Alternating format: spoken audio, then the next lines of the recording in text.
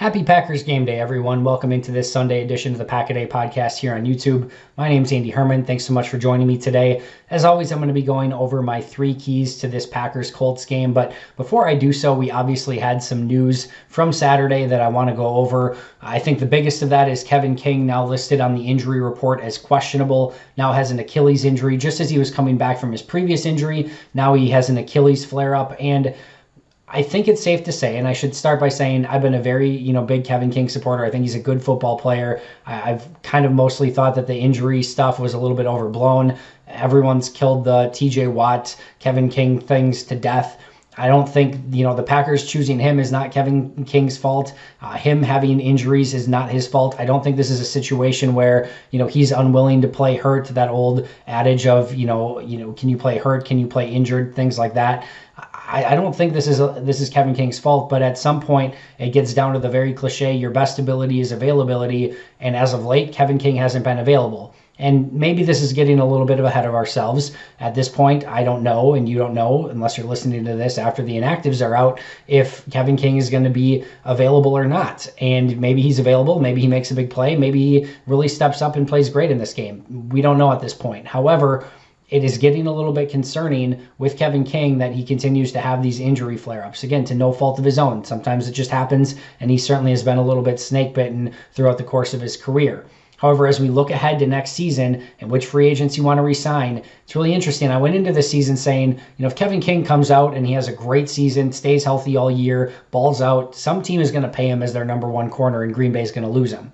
On the flip side, if he really struggles or if he has a ton of injuries, Green Bay's going to let him walk and say, you know what, we're going to go in another direction. You almost have to have this middling season where he plays well, maybe not great, or maybe has a couple injuries here and there, where he's maybe still a solid number 2, where teams have some question marks on him, or maybe Green Bay can get him back at a little bit of a discount and actually keep him on the team. But now we're starting to push this envelope of too many injuries, and does Green Bay just go in another direction?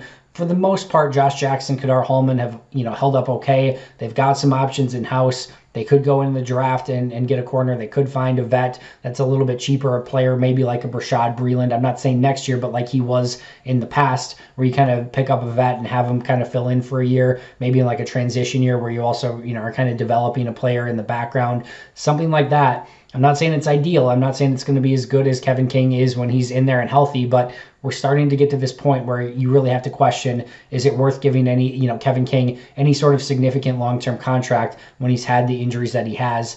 Again, I'm hoping I'm wrong. I'm hoping it comes out and balls out against Indianapolis and is healthy and ready to go and stays healthy the rest of the season and just kills it. But I think those question marks are starting to become a little bit more legitimate. Another big piece of news, J.K. Scott. He did not make the trip to Indianapolis. Sounds like some sort of personal issue or family issue or something to that extent.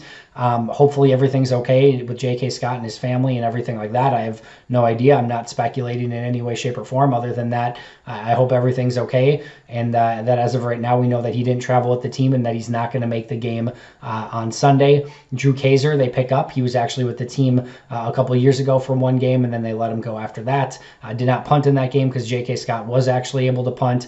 But looks like Drew Kaiser is going to be the player on Sunday to keep an eye on from a punting standpoint, and probably more importantly, not Drew Kaiser, but with J.K. Scott missing on extra points and field goals, Tim Boyle likely the person who steps up with that situation. So from a punting standpoint, I'm not super concerned about going from J.K. Scott to Drew Kaiser. I just think, frankly, J.K. Scott, it's not like he's been punting super great anyway, so I don't think the difference is going to be, the difference in this football game of going from J.K. Scott to Drew Kaiser. But you always want to make sure that that operation from snap to hold to kick, between long snapper, holder, and kicker, it goes seamlessly and is something that's practiced over and over. Now, Tim Boyle got a lot of practice with Mason Crosby and with Hunter Bradley in training camp as kind of the backup holder. I would fully expect it to be him on Sunday, but it's just something that is a little bit of a variable.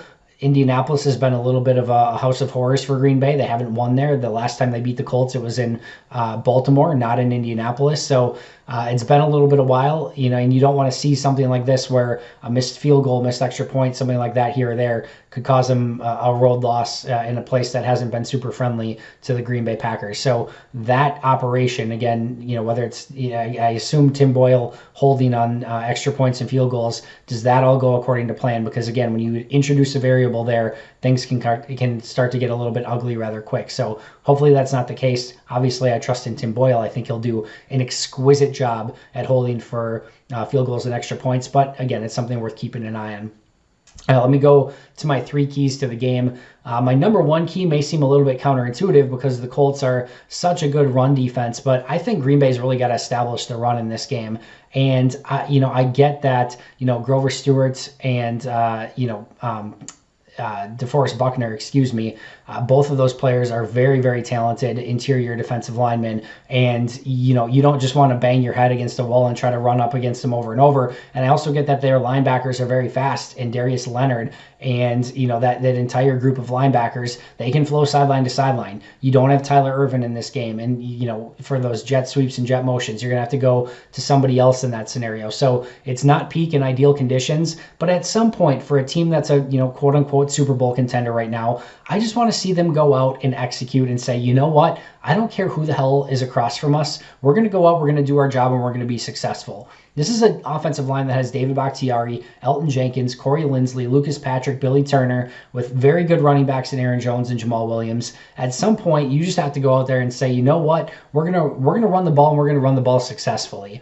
And again, if something's not working and you're continuing to run and it's 2 yards, -1, 3 yards, 1 yard, no yards, -3, and you're just not having success, obviously alter your game plan and figure it out. But I really want to see this team go up against a run defense and say, screw it, we're going to run the ball anyway, and we're going to have success. And again, I'm not talking about like a 25 carry, 180 yard day for Aaron Jones or anything like that. But I would love to see 100 yards for Aaron Jones, and I'd love to see, 25 carries for, with a 4.0, 4.4, somewhere around there average per carry. I would love to see that type of game from Green Bay. I don't think this is a game where Green Bay can just line up and pass the ball 40, 50 times against a very good Colts defense and find success.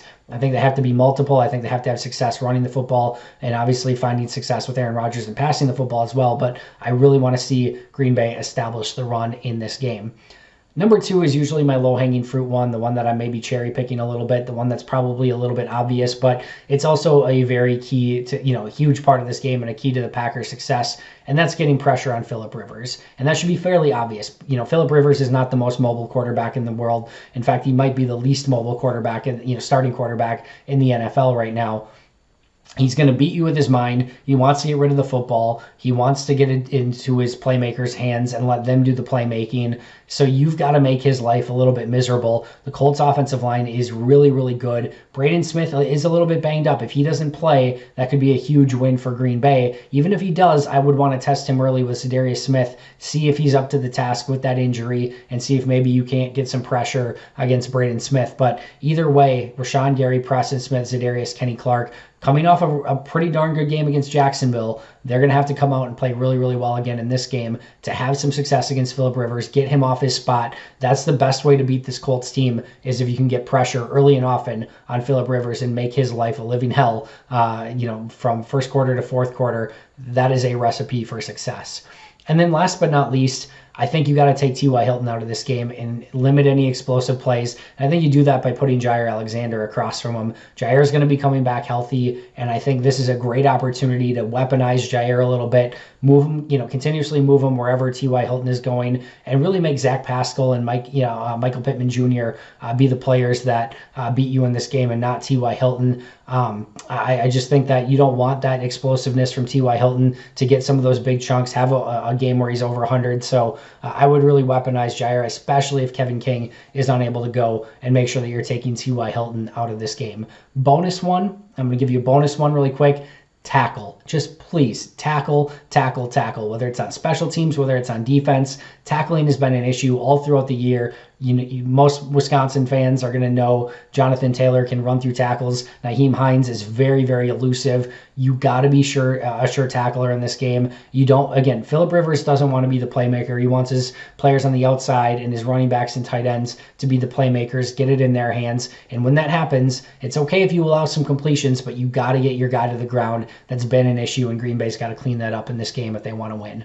Prediction time. I predicted earlier this week on Green Bay Nation that the Colts would win, so I'll stick with that. As the week has gone on, I feel a little bit better, and I'm a little bit more confident about Green Bay, but I don't want to speak out of both sides of my mouth and say, early in the week that the Colts are going to win, and then today that the Packers are going to win, and say, hey, either way, I told you so, or I guess either way I was wrong. But I'll stick with the Colts. I think this is going to be a really tough game. I think it's going to be a really close game, a really enjoyable game, one that I'm looking forward to watching. I think you've got just some really all-star matchups with DeForest Buckner against Elton Jenkins and Corey Linsley. And then on the opposite end, you've got Kenny Clark versus Quentin Nelson. Those are get your popcorn ready type matchups in and of themselves. So can't wait to see those, and can't wait to see what this game brings. Hopefully the Packers pull off a victory. This is a really key game as the Packers go on. The rest of their schedule isn't quite as hard. This is probably the toughest game they have left on their schedule. So we'll see what Green Bay's capable of. I think it's a good measuring stick game to see where they really stack up. I think they've been falling back a little bit lately, especially offensively. Let's hope they can get it back in ideal conditions, playing in a dome with some fans there. I know that was something Aaron Rodgers was really looking forward to. So enjoy the game today. I know I will. You can catch me tomorrow right back here on YouTube as I break down the game, what went well, what went wrong, and everything like that. Make sure to check out today's Pack a Day podcast wherever you get your favorite podcast. Enjoy the game, and as always, go Pack Go.